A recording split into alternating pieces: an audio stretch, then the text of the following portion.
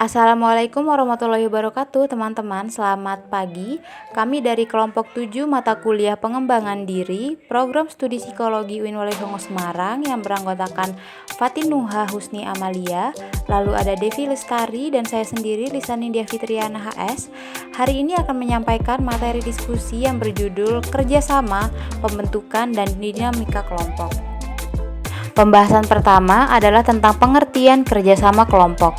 Kerjasama adalah sebuah sistem pekerjaan yang dikerjakan oleh dua orang atau lebih untuk mendapatkan tujuan yang direncanakan bersama. Kerjasama dalam tim kerja menjadi sebuah kebutuhan dalam mewujudkan keberhasilan kinerja dan prestasi kerja. Kerjasama dalam tim kerja akan menjadi suatu daya dorong yang memiliki energi dan sinergisitas bagi individu-individu yang tergabung dalam kerja tim. Dalam membangun kerjasama kelompok, diperlukan rasa percaya, keterbukaan atau transparansi, realisasi atau perwujudan diri, dan saling ketergantungan. Pembahasan yang kedua adalah alasan-alasan diperlukannya kerjasama kelompok. Alasan pertama, hasil kerjasama kelompok dapat memberikan hasil yang lebih banyak. Selanjutnya, kerjasama kelompok memberikan semangat, kepuasan, dan kebahagiaan bagi para anggota kelompok. Ketiga, kemampuan perorangan dalam kerjasama kelompok dapat dimanfaatkan untuk meningkatkan kinerja organisasi atau perusahaan. Keempat, keberhasilan kelompok dapat diraih melalui saling membantu antara anggota kelompok. Dan terakhir, kerjasama kelompok akan memudahkan pembinaan hubungan kerja antara anggota kelompok lainnya. Selanjutnya adalah hal-hal yang dapat mendukung terjalinnya kerjasama. Yang pertama, masing-masing pihak harus sadar dan mengakui kemampuan masing-masing. Yang kedua, masing-masing pihak harus mengerti dan memahami akan masalah yang dihadapi. Yang ketiga, masing-masing pihak yang bekerja sama perlu berkomunikasi. Yang keempat, pihak-pihak yang bekerja sama perlu mengerti kesulitan dan kelemahan orang lain. Yang kelima, perlu adanya pengaturan, yaitu koordinasi yang mantap. Selanjutnya, adanya keterbukaan dan kepercayaan. Dan yang terakhir adalah selalu melibatkan orang lain. Selanjutnya, kita juga perlu mengetahui hal-hal yang dapat mengganggu kerjasama kelompok, antara lain ada pihak yang selalu bersikap menyerahkan pekerjaannya kepada orang lain. Selanjutnya, ada pihak yang bersedia menampung semua pekerjaan. Selanjutnya, tidak bersedia memberikan sebagian dari kemampuannya untuk membantu pihak lain. Selanjutnya, cepat puas dengan hasil pekerjaannya sendiri. Dan yang terakhir adalah menutup diri dan bersikap maha tahu serta tidak percaya kemampuan orang lain. Selanjutnya, ada beberapa hal yang mempengaruhi kerjasama kelompok yang baik, antara lain yang pertama, yaitu rasa saling percaya. Rasa saling percaya merupakan hal yang perlu dibangun dalam suatu kelompok, supaya terhindar dari kepentingan pribadi atau individual yang dapat menimbulkan konflik. Dengan adanya saling percaya antar setiap anggota dan menyadari bahwa mereka semua sebagai satu kesatuan, maka kerjasama kelompok akan menjadi baik dan berkembang. Selanjutnya adalah keterbukaan. Keterbukaan cenderung mengarah pada pembentukan sikap dalam diri seseorang, di mana sikap keterbukaan ini difokuskan pada sejauh mana orang lain mampu mengetahui tentang dirinya dan atau sebaliknya. Pada sikap keterbukaan ini juga diperlukan sikap positif dan dewasa, baik dalam pola pikir maupun tindakan dari setiap orang dalam berinteraksi. Yang ketiga ada realisasi diri. Realisasi diri merupakan suatu bentuk kebutuhan setiap orang dan merupakan kebutuhan yang paling dicari. Dengan adanya realisasi diri, diharapkan keberadaan dirinya dapat dirasakan dan diakui dalam lingkungannya. Karena pada kebutuhan ini, setiap individu mempunyai peran yang melekat pada dirinya, baik dalam hal kecerdasan, pekerjaan, keterampilan, dan sebagainya. Dan hal yang terakhir adalah saling ketergantungan. Saling ketergantungan dipengaruhi antara lain oleh adanya ikatan antar individu. Supaya saling ketergantungan ini dapat terjalin dengan baik, maka diperlukan pemeliharaan tingkat hubungan yang lebih harmonis, kondusif, dan lebih matang. Karena saling ketergantungan dalam kelompok perlu adanya upaya untuk menerima perbedaan pendapat antar anggota kelompok. Selanjutnya, saya akan menjelaskan mengenai karakteristik kerjasama kelompok. Suatu kelompok atau tim dapat dikatakan solid jika mempunyai karakteristik sebagai berikut ini. Yang pertama, memiliki tujuan yang sama. Tim yang solid dan kerjasama tim yang baik hanya akan terjalin jika seluruh anggota tim mempunyai tujuan yang sama dan kebesaran hati untuk mengesampingkan kepentingan atau ambisi pribadinya demi kepentingan bersama. Yang kedua, memiliki komitmen yang sama.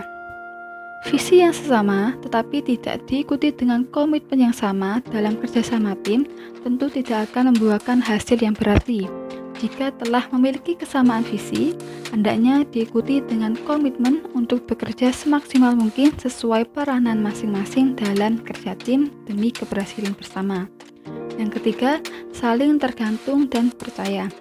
Setiap anggota tim harus memiliki sikap saling tergantung dan percaya antar rekan setimnya, karena setiap orang mempunyai keunggulan yang berbeda dan kemampuan sesuai bidang kerjanya masing-masing. Yang keempat, setiap komponen dalam tim mengetahui peranan masing-masing. Dalam tim yang solid, setiap komponen diwajibkan mengetahui kapasitas dan peranannya dalam tim dengan kontribusi yang sesuai dengan kompetensinya.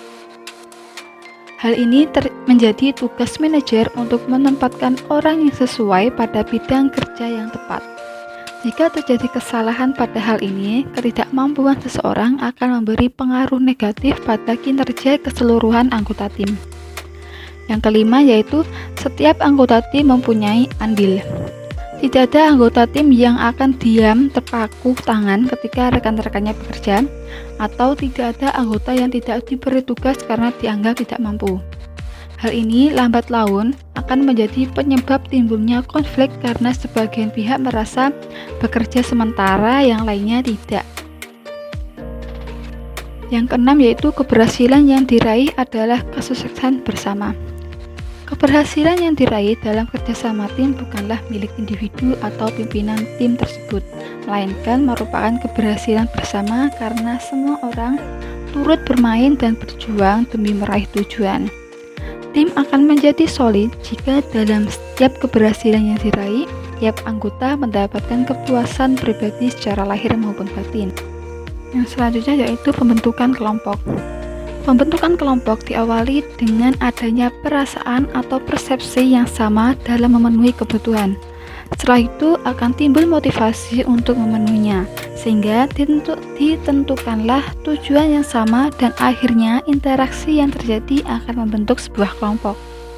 Keberadaan sebuah kelompok menurut Gerungan tahun 1987 ditandai dengan adanya motif yang sama antar anggota kelompok, kemudian adanya reaksi-reaksi dan kecakapan yang berlainan antar anggota kelompok, lalu penegasan struktur kelompok dan penegasan norma-norma kelompok.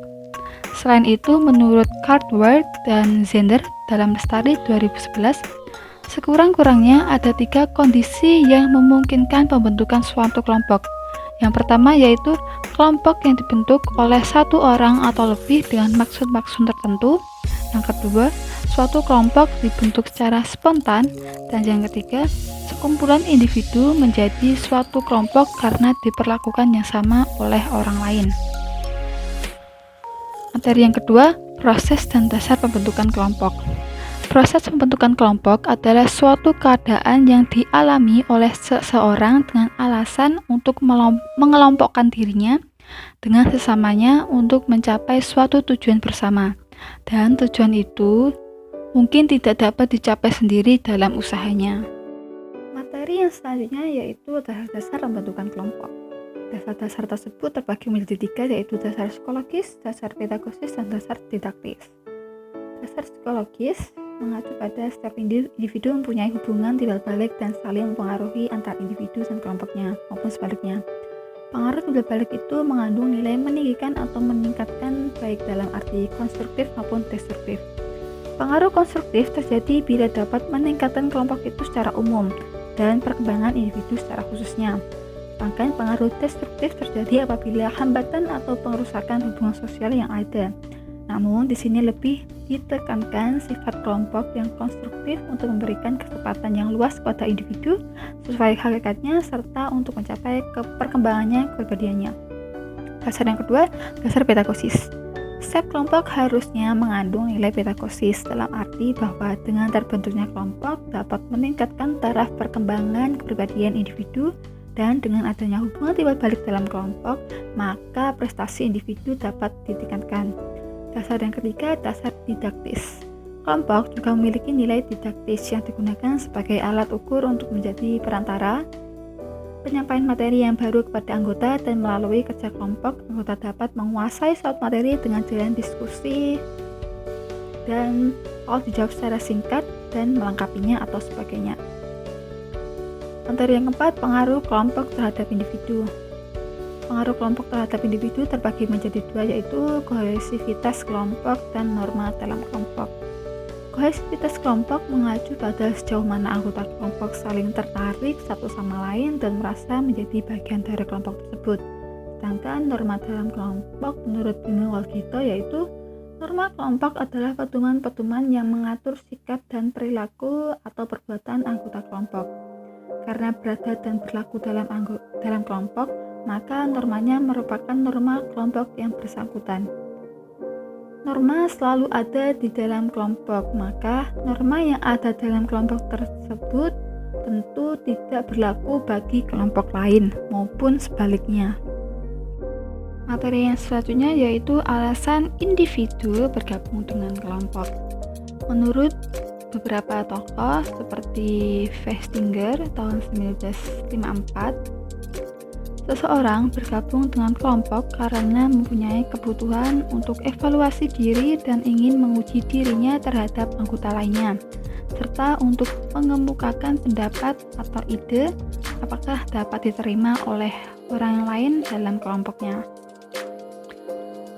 Selain itu, menurut Walgito tahun 2006, alasan atau motivasi seseorang masuk dalam kelompok dapat bervariasi, yaitu yang pertama, ingin mencapai tujuan yang secara individu tidak dapat atau sulit dicapai.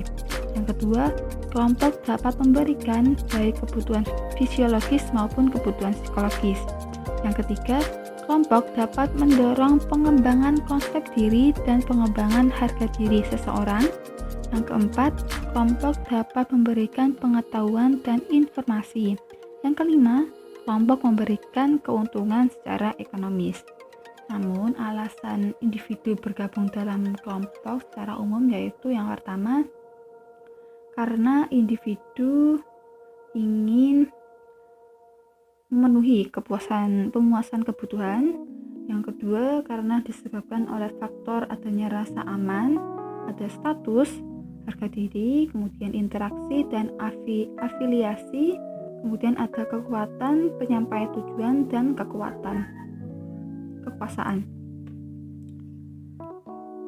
Yang ketiga disebabkan oleh proksimitas atau kesamaan sikap, minat, keyakinan, saling tergantung untuk mencapai suatu tujuan tertentu, kemudian dukungan timbal balik yang positif dan dukungan emosional dan identitas sosial.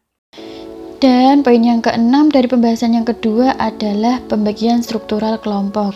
Nah, secara struktural kelompok ini bisa dibedakan menjadi dua bentuk, yaitu ke dalam kelompok formal dan kelompok informal. Nah, kalau kelompok formal itu merupakan kelompok yang sengaja dibentuk untuk melaksanakan suatu tugas tertentu, seperti organisasi formal, di mana di dalamnya terdapat bagian-bagian atau seksi-seksi dan sebagainya. Kemudian hubungan atasan bawahan telah mapan dan jaringan komunikasi antara anggota telah dikembangkan. Maka hal itu menunjukkan bahwa suatu struktur formal dari organisasi telah terbentuk. Berbeda dengan kelompok informal yang terbentuk berdasarkan minat atau kepentingan yang sama. Nah, minat dalam kesenian yang sama dan dapat juga para anggotanya mempunyai kepentingan bersama. Sekarang kita masuk pada pembahasan yang ketiga, yaitu dinamika kelompok. Nah, sebenarnya ada beberapa definisi mengenai dinamika kelompok menurut para ahli. Yang pertama ada menurut Jacobs, Harwell, dan Mason, di mana mereka berpendapat bahwa dinamika kelompok ini adalah kekuatan yang saling mempengaruhi hubungan timbal balik kelompok dengan interaksi yang terjadi antara anggota kelompok dengan pimpinan yang diberi pengaruh kuat pada perkembangan kelompok. Sedangkan menurut Chaplin pada Dictionary of Psychology, beliau ini berpendapat bahwa dinamika kelompok adalah suatu penyelidikan tentang hubungan sebab akibat di dalam kelompok. Suatu penyelidikan tentang saling hubungan antar anggota di dalam kelompok, bagaimana kelompok terbentuk, dan bagaimana suatu kelompok bereaksi terhadap kelompok lain. Dinamika kelompok juga mencakup studi tentang leadership, proses pengambilan keputusan, dan pembentukan subkelompok. Pada hakikatnya, dinamika kelompok ini mencakup proses dan perasaan kelompok. Karenanya, dia ini lebih bersifat deskriptif atau tidak ada yang baik ataupun yang buruk. Dalam keorganisasian juga banyak yang menggunakan pendekatan-pendekatan dinamika kelompok untuk proses pelaksanaan dan pencapaian tujuan kelompoknya. Nah, berdasarkan beberapa pendapat para ahli di atas, maka dapat disimpulkan bahwa hakikat dari dinamika kelompok itu sendiri adalah studi tentang interaksi dan interdependensi antara anggota kelompok yang satu dengan yang lain dengan adanya feedback dinamis atau keteraturan yang jelas dalam hubungan secara psikologis antar individu sebagai anggota kelompok dengan memiliki tujuan tertentu. Kemudian sebenarnya ada 9 unsur yang mempengaruhi dinamika suatu kelompok secara psikologis, yaitu yang pertama adalah tujuan kelompok, yang kedua struktur kelompok, yang ketiga fungsi tugas, yang keempat pembinaan dan pemeliharaan kelompok, yang kelima kesatuan atau kekompakan kelompok, yang keenam suasana atmosfer kelompok, yang ketujuh tekanan kelompok, yang kedelapan efektivitas kelompok, dan yang kesembilan adalah maksud tersembunyi. Nah, maka kesembilan unsur ini itu sebenarnya saling berkaitan satu sama lain dan selalu bergerak sesuai dengan keadaan kelompok. Sekarang masuk pada unity of science dari kerjasama kelompok.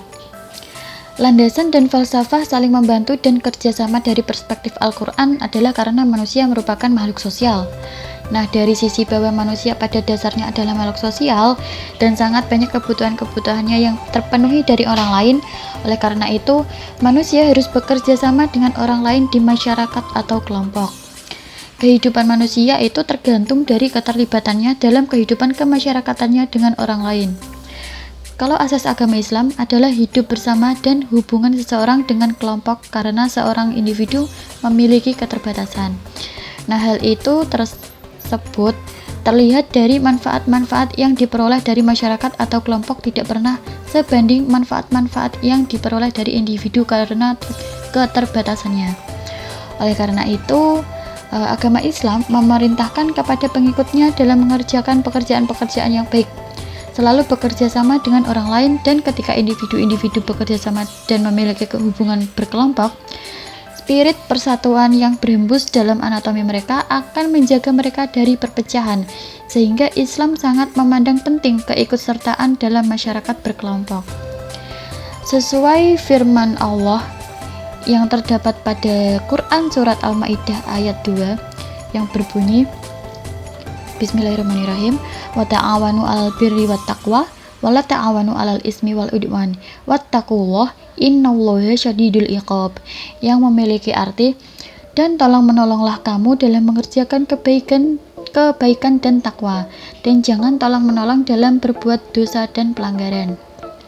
Nah, dari ayat tersebut maka jelaslah bahwa apabila di antara manusia dalam sebuah masyarakat kelompok memiliki semangat kerjasama yang besar, maka hal itu menjadi modal dalam kemajuan materi dan spiritual, karena kerjasama dan saling tolong-menolong adalah sarana yang tepat untuk kemajuan dan perkembangan semua sisi di suatu masyarakat atau kelompok. Oleh karena itu, Islam lebih mengedepankan pekerjaan yang dilakukan secara bersama-sama daripada yang dilakukan secara individu. Karena pekerjaan yang dilakukan bersama-sama memiliki kepastian dan kekuatan lebih, dan karena kekuatan individu terkumpul, maka akan tercipta kekuatan besar sehingga pekerjaan-pekerjaan yang susah akan menjadi mudah. Bantuan dan partisipasi aktif dan tulus dalam pekerjaan yang baik dan memiliki kegunaan dalam kelompok wajib bagi setiap mukmin dan seseorang yang tidak peka terhadap kemajuan kaum muslimin, walaupun hanya seorang muslim saja, dan dia hanya memikirkan dirinya sendiri saja, maka sejatinya ia tidak mengindahkan maksud ayat yang menekankan adanya tolong-menolong antara manusia yang satu dengan yang lainnya. Nah, perlu diperhatikan bahwa yang dimaksudkan Islam adalah adanya kerjasama dalam pekerjaan-pekerjaan yang baik dan berguna bagi masyarakat atau kelompok. Sedangkan pekerjaan-pekerjaan yang menyebabkan tersebarnya kerusakan, kebatilan, dan dosa bukan hanya tidak baik dalam bekerja sama dalam hal itu, namun hal itu juga dilarang. Kami juga menyantumkan review jurnal dalam pembahasan materi kami yang berjudul Dinamika Kelompok Tani Cempaka di Kelurahan Meras, Kecamatan Bunaken, Kota Manado. Tujuan penelitian ini adalah untuk mengetahui kedinamisan kelompok tani cempaka yang dikaji dari unsur-unsur dinamika kelompok, yaitu tujuan kelompok, struktur kelompok, fungsi tugas, pengembangan dan pembinaan kelompok, kekompakan kelompok, suasana kelompok, tekanan kelompok, efektivitas kelompok, dan maksud tersembunyi atau terselubung. Kemudian yang menjadi subjek penelitian adalah kelompok tani cempaka di Kelurahan Meras, Kecamatan Bunaken, Kota Manado. Nah, metode penelitian yang digunakan adalah metode analisis data yang diterapkan dalam penelitian ini dengan menggunakan skala Likert dan metode deskriptif. Kemudian pada hasil penelitian, kelompok tani cempaka dikategorikan kelompok tani yang dinamis karena total skor keseluruhan berbeda pada interval kelas 771 sampai 990. Nah, hal ini itu menunjukkan bahwa unsur dinamika kelompok tani cempaka berjalan dengan baik. Artinya interaksi antar anggota dalam kelompok terjalin baik dan kerjasama anggota dalam mencapai tujuan kelompok sangat kuat sehingga tujuan yang ingin dicapai oleh kelompok ataupun tujuan tiap anggotanya tercapai. Lalu kelebihan penelitian ini adalah mencakup semua unsur yang ada di dalam dinamika kelompok. Dan yang kedua adalah penghitungan presentasi responden yang digunakan cukup mudah difahami. Kemudian kelemahan penelitian. Pada penelitian ini itu lebih berfokus pada faktor internal dan mengabaikan faktor eksternal yang sama-sama mempengaruhi dinamika dalam kelompok. Yang kedua adalah penggunaan spasi yang kurang rapi sehingga terlihat jika materi tersebut didapat dari hasil copy. Maka kesimpulannya adalah berdasarkan hasil penelitian terhadap indikator-indikator unsur dinamika kelompok, pada kelompok tani cempaka disimpulkan bahwa dinamika kelompok tani cempaka di Kelurahan Meras, Kecamatan Bunaken, Kota Manado dikategorikan dinamis. Baik, sekian presentasi dari kelompok kami. Semoga bermanfaat. Terima kasih atas perhatiannya. Wassalamualaikum warahmatullahi wabarakatuh.